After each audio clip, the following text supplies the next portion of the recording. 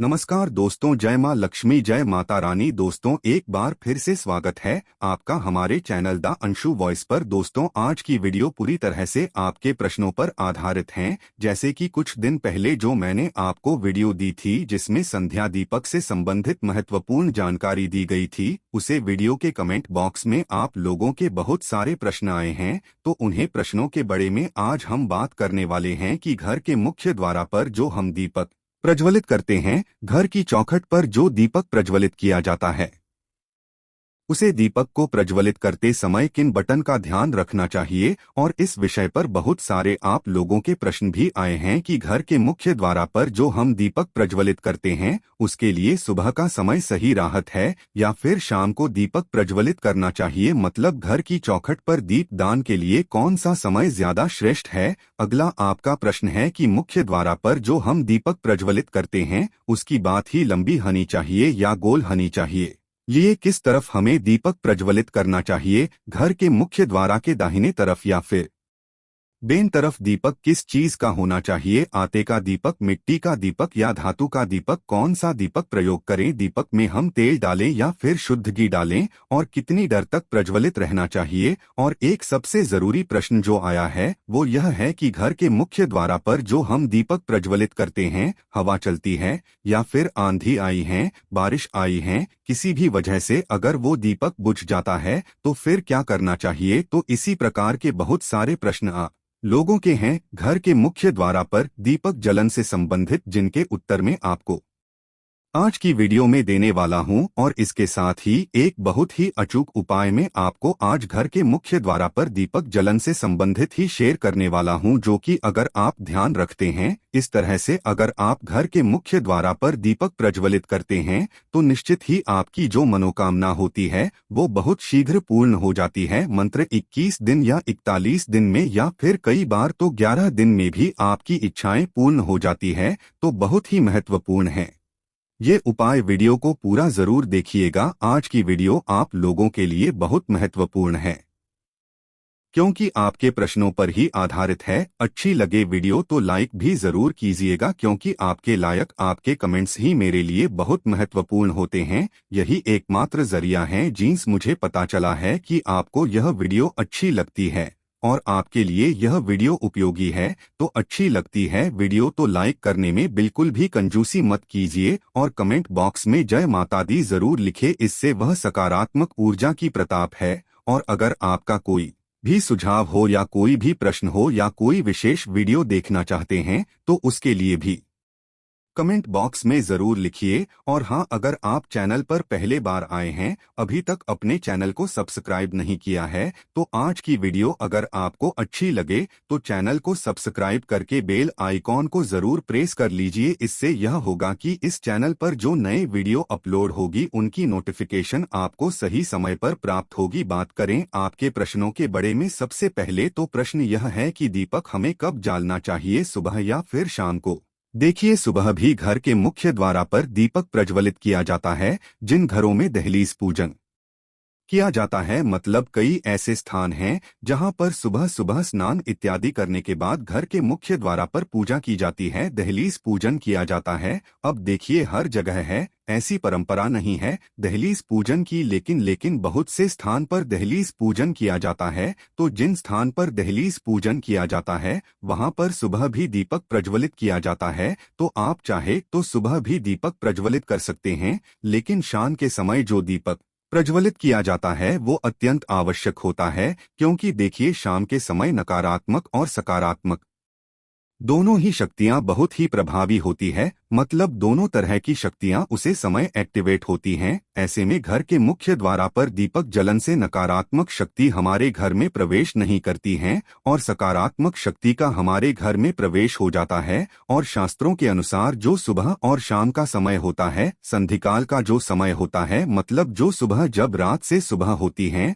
वो समय, और फिर सुबह से जब रात हो रही होती है वह समय, यह दोनों समय संधि जाते हैं। वैसे तो दोपहर के समय को भी संधि कल कहा जाता है, लेकिन सुबह और शाम का जो संधि कल का समय होता है, इस समय में माता लक्ष्मी धरती पर भ्रमण करती है और कहा जाता है कि प्रत्येक घर के द्वारा पर माता लक्ष्मी आई है, उनके साथ उनकी बहन दरिद्रता भी आई है। और जिन घरों के मुख्य द्वारा पर दीप प्रज्वलित होता है, ऐसे घरों में माता लक्ष्मी प्रवेश करती हैं। और जिन घरों के मुख्य द्वारा पर दीपक नहीं होता है, ऐसे घरों में दरिद्रता का प्रवेश हो जाता है। इसलिए सुबह और शाम का जो संधि कल का समय होता है वो बहुत विशेष होता है। इसलिए मैं हमेशा आपसे वीडियो में बताता हूं कि सुबह जल्दी उठिए और सुबह जल्दी उठकर अपने घर के मुख्य द्वारा की सफाई कर लीजिए। अब देखिए, सुबह दीप जालना ना जालना यह पूरी तरह से आपके ऊपर निर्भर करता है, लेकिन सुबह घर की साफ सफाई अत्यंत आवश्यक होती है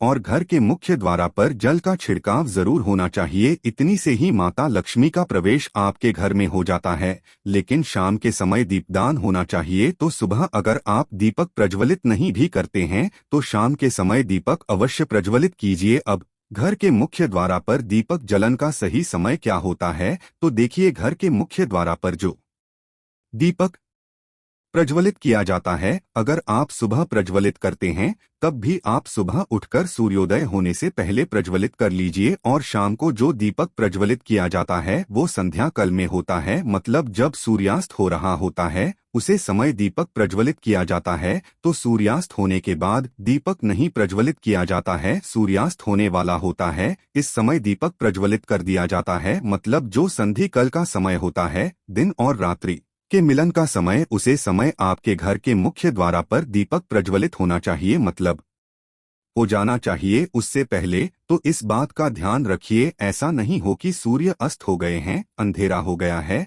फिर आप दीपक प्रज्वलित करते हैं। नहीं, ऐसा नहीं करना है। अंधेरा होने से पहले आपके घर के मुख्य द्वारा पर दीपक जल जाना चाहिए। और हाँ, दीपक जलते समय एक और चीज का आपको ध्यान रखना है।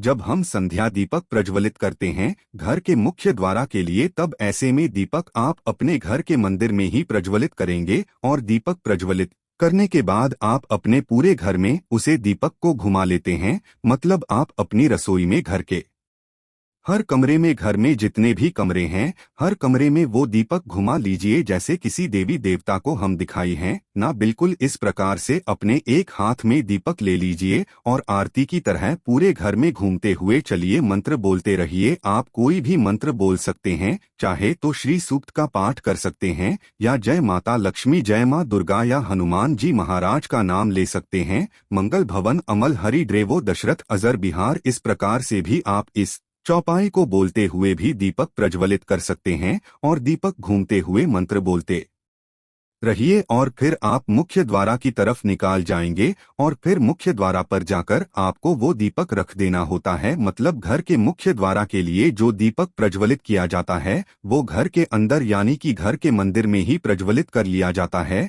और पूरे घर में घूमर ही आप मुख्य द्वारा पर ले जाकर उसे रखते हैं। तो घर के मुख्य द्वारा पर जो संध्या काल में दीपक प्रज्वलित किया जाता है उसकी विधि यही होती है। और इसके पीछे एक बहुत महत्वपूर्ण कारण होता है, जैसे कि जो भी नकारात्मक ऊर्जा हमारे घर में होती है, जब हम दीप प्रज्वलित करते हैं तो सभी प्रकार की नकारात्मक ऊर्जा स्वतः ही नष्ट हो जाती हैं। और जब हम पूरे घरों में, पूरे घर में घूमते हुए यह दीपक लेकर जाते हैं बाहर, तो सारी नकारात्मक ऊर्जा जो घर की होती है वह बाहर निकाल जाती है। और फिर हम घर के मुख्य द्वारा पर वो दीपक रख देते हैं, ताकि जो सकारात्मक ऊर्जा है बाहर से आ रही है वो हमारे घर में प्रवेश कर जैन माता लक्ष्मी या फिर कोई भी देवी का जो शुभ आगमन हो वो हमारे घर में हो। तो शाम का दीपक आप इसी प्रकार से जलाएंगे। लेकिन अगर आप सुबह दीपक जलते हैं, दहलीज पूजन करते हैं, तब दहलीज पूजन करते समय दीपक आप दहलीज पर ही प्रज्वलित करते हैं। मतलब इसके लिए आपको अंदर से दीपक प्रज्वलित करके लाने की आवश्यकता नहीं होती है।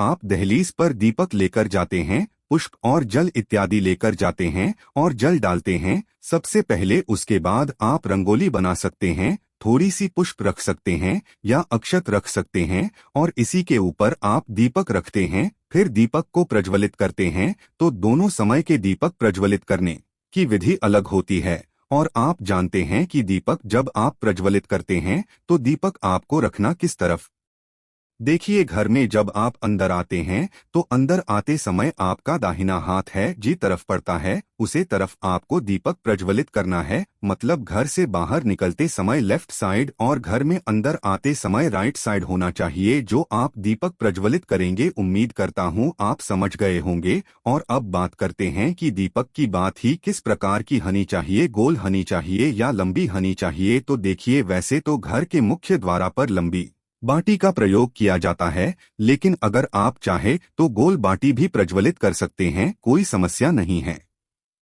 अब ध्यान यह रखना है आपको कि अगर आप लंबी बाटी का प्रयोग करते हैं तो उसमें सिंगल बात ही नहीं होती है, हमेशा दो बाकी डालकर ही दीपक प्रज्वलित किया जाता है। मतलब लंबी बात या दो ले लीजिए और दोनों को क्रिस क्रॉस करके आप दीपक में रख दीजिए। दीपक एक ही तरफ से प्रज्वलित करना होता है, लेकिन आपको बाकी दो रखती होती है। लेकिन अगर आप फूल बाटी लेते हैं तो एक बाकी आप डालकर दीपक प्रज्वलित कर सकते हैं। और देखिए, दीपक की बाटी लंबी हो या गोल हो, इससे उतना अधिक फर्क नहीं पड़ता है। दीपक प्रज्वलित करने का मतलब होता है प्रकाश करना, मतलब अपने घर से, अपने जीवन से अंधेरे को दूर करना। तो बाकी आपको किसी भी डालकर ढाबा प्रज्वलित कर देते हैं ईश्वर का नाम स्मरण करके, तो उससे आपको शुभता की ही प्रताप होती है। तो आपके पास जो भी बात ही उपलब्ध हो आप उसका प्रयोग कर सकते हैं। और अब आपका अगला प्रश्न है कि दीपक का मुख इस तरह होना चाहिए। तो देखिए, दीपक का मुख्य घर के अंदर की तरफ होना चाहिए, बाहर की तरफ नहीं होना चाहिए। अगर आप एक ही तरफ दीपक प्रज्वलित करते हैं